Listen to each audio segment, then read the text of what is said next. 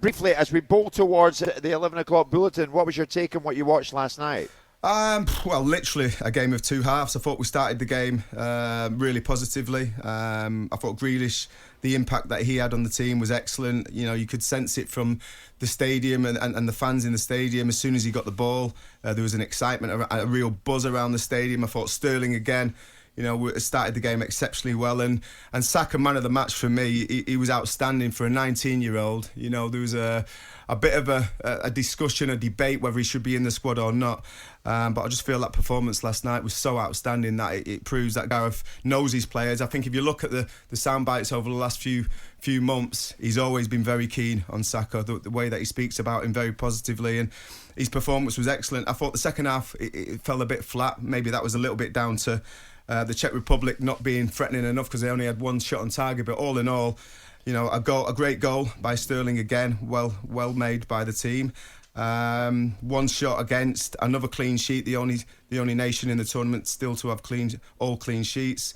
Job done, very professional. We go again, and we've got a really good squad to pick from.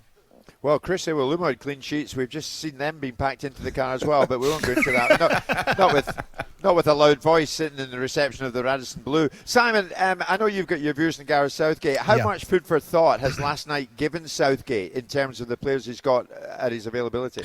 Well, I think he knows the players he's got, Jim. I think, you know, the boy Saka is an outstanding talent. I've got a lot of Arsenal fans that are raving about this kid and have watched him for years and years and years, and are in the camp that he should be playing as a matter of course, not as a cameo appearance on a game that potentially doesn't have the same jeopardy on it as other games may have. Look, an England inspired Raheem Sterling, who must have been motivated by the news that he was a make-weight in the Harry Kane deal.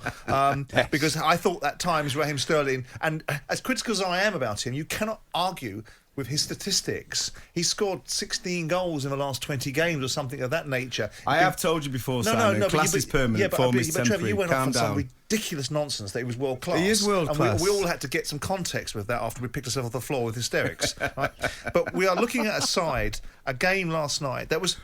There's nothing about any of the England performances that we can say is compelling. The job was done. We didn't have a particularly challenging group. We beat a very bland and vanilla Croatia. We were very poor against the Scots, and that enabled all the rhetoric we had to listen to from your lot. And then we turned up against the Czech Republic, and for 25 minutes in that game, we looked like a decent, balanced, offensive side, and then we retreated back into the blandness of what the last three games have been. Now, the job is to get out of the group. And we've gotten out of the group. We haven't conceded a goal because we haven't really played anybody meaningful that's going to challenge us defensively or give us a real issue. Rub it in. Well, I'm not trying to be clever about Scotland because, you know, with the greatest respect in the world, you know, your strikers couldn't hit a cow's backside with a banjo, right? Cheers.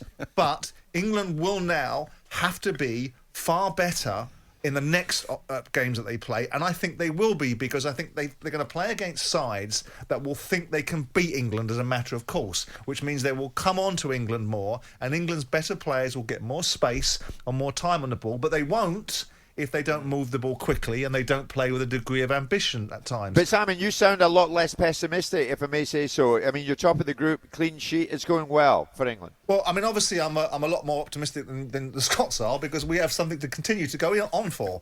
But I don't look at this and say, well, this is wonderful. People are suggesting that this is a Portugal formula. Come out of the groups without any real energy and momentum, but go on and win the tournament. I'm not so sure about that, but I think we're going to learn obviously a lot more in the next game, whether it's the Germans, whether it's the Portuguese, or it's the French. I hope we get the Portuguese, because I think that they aren't what people think they are. I agree. I think they are the team that are being flattered, and they flatter to deceive. I think the Germans aren't a great side, and they put them to the sword. Yeah. And I think we can beat the Portuguese. The French and the Germans, psychologically, the Germans will always cause an impaction, and there'll be so many distractions with the fans getting into that mode of we're playing Germany again. And the French are just a far better side than everybody else. So my hope is that we get the Portuguese. Yeah, any concern, Trevor, that we're 3 games into the tournament and we still don't really know what Gareth Southgate's best team is? I mean, he changes the 11 more than Big Chris changed his T-shirts in the last 2 weeks. Is that a concern? No, I think it's a positive, because I think it shows the strength and depth that we've got within the squad, and the belief that Gareth's got with his players, that he's got his disposal. For me, the players that have come in, again, I mentioned it, Bukayo Saka, he didn't let anyone down. He was outstanding. Shaw didn't play in the first game. He's come in and done a good job.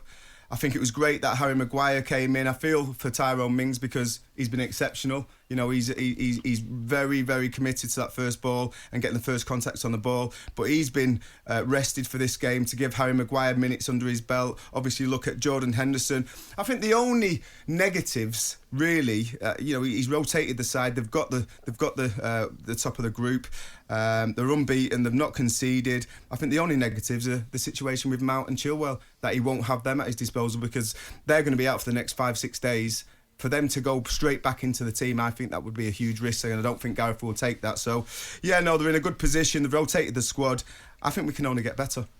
Well, there's no pleasing some England fans, Trev, I'll tell you that. Chris Valentine, I have to disagree with the comments I'm hearing about England. The performance last night, categorically, it was boring, uninventive, constantly sideways, backward passing, no ambition at all. There's no pleasing some England fans, that is for sure. Jim White and Simon Jordan, Monday to Thursday morning, 10 till 1. On AM, on DAB, via the talkSPORT app and on your smart speaker. talkSPORT.